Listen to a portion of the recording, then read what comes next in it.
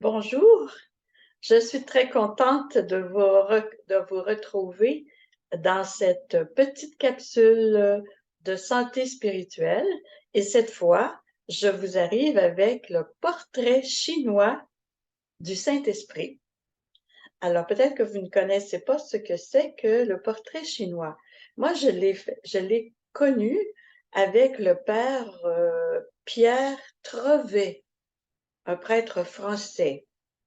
Alors, il s'agit de faire deviner à quelqu'un de qui je veux parler en lui donnant des indices. Et les indices commencent toujours par si j'étais. Alors, je vous donne un exemple. Si j'étais une couleur, eh bien là, je prends la couleur préférée de la personne que je veux vous faire deviner. Alors, je vais vous donner un exemple véritable. Vous allez essayer de trouver de qui je vais esquisser le portrait. Alors, je commence avec, si j'étais une couleur, je serais blanc avec une lisière bleue. Si j'étais un pays, je serais l'Albanie ou l'Inde. L'Albanie étant son lieu de naissance, l'Inde, là où elle a travaillé. Si j'étais une famille, j'aurais 800 frères et 4000 sœurs en 50 ans. Si j'étais un cœur, je serais grand comme la mer. Si j'avais un voisin, je serais sidéen ou lépreux ou mourant sur le trottoir. Alors, je pense que maintenant, vous êtes capable de deviner de qui je parlais. Je vous faisais le portrait chinois de Mère Teresa. Voilà, alors je vais maintenant tenter de vous faire le portrait chinois de l'Esprit Saint. Alors, l'Évangile nous donne des bons indices pour essayer de le reconnaître. Alors, si l'Esprit Saint était un animal, il serait une colombe. Ah, ça ne vous surprend pas, n'est-ce pas? Ah, pour une colombe, pour la blancheur, la pureté, pour le renouveau après le déluge, pour signifier la paix, le rayonnement, la liberté.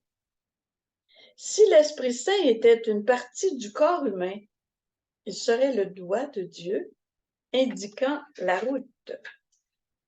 Si l'Esprit Saint pouvait se résumer en 3 lettres, il serait le feu qui réchauffe, qui éclaire, qui rassemble, qui unit. Ce sont toutes des activités que l'on attribue à l'Esprit Saint. Si l'Esprit Saint était une force naturelle, il serait le vent qui nous pousse au large, qui mène des chrétiens très, très loin, là où ils n'auraient jamais imaginé aller sur un plan spirituel.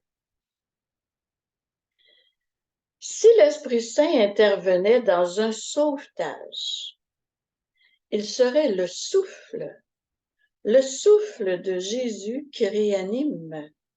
Il serait la respiration artificielle, hein, dont on bénéficie un noyer, par exemple. Alors, c'est la respiration d'un autre qui fait vivre, qui redonne la vie. Alors, c'est ce que fait l'Esprit Saint avec chacun de nous. Si l'Esprit Saint était une source d'énergie, il serait l'eau vive d'un torrent. On comprend pourquoi. Il nous purifie, nous fait renaître et nous donne la vie. Si l'Esprit Saint était une profession, il serait un avocat qui défend Jésus, dont le procès a commencé chez Ponce Pilate et qui durera jusqu'à la fin des temps. Jésus est accusé d'être un imposteur et le Saint-Esprit, dans le tribunal de la conscience du chrétien, soutient et il est bien ce qu'il prétend être, le Fils de Dieu.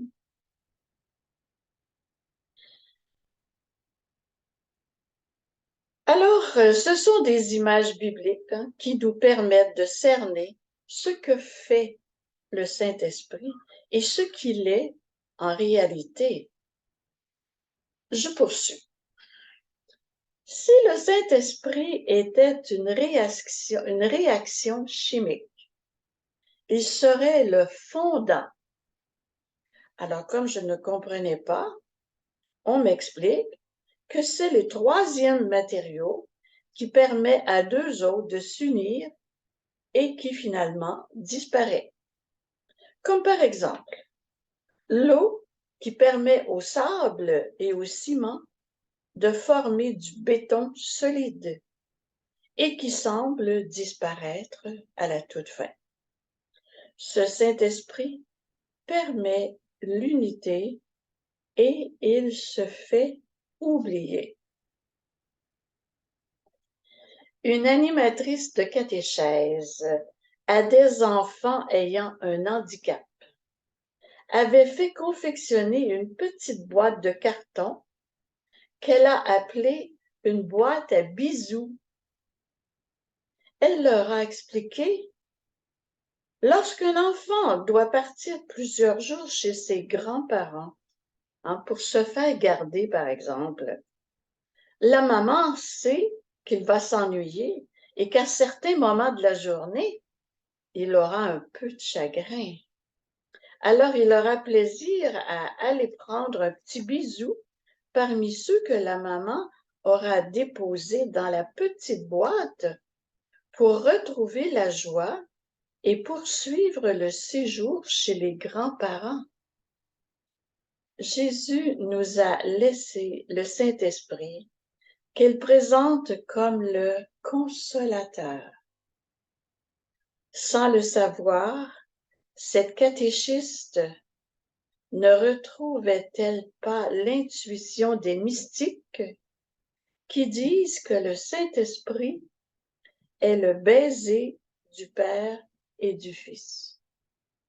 Un baiser, n'est-ce pas rien de moins, rien d'autre qu'un échange de souffle? Alors voilà le portrait chinois de l'Esprit Saint. J'espère que ça vous a plu et que ça vous a rapporté quelque chose dans la connaissance de ce qu'est et de ce que fait l'Esprit Saint. Au revoir. À la prochaine. Portez-vous bien.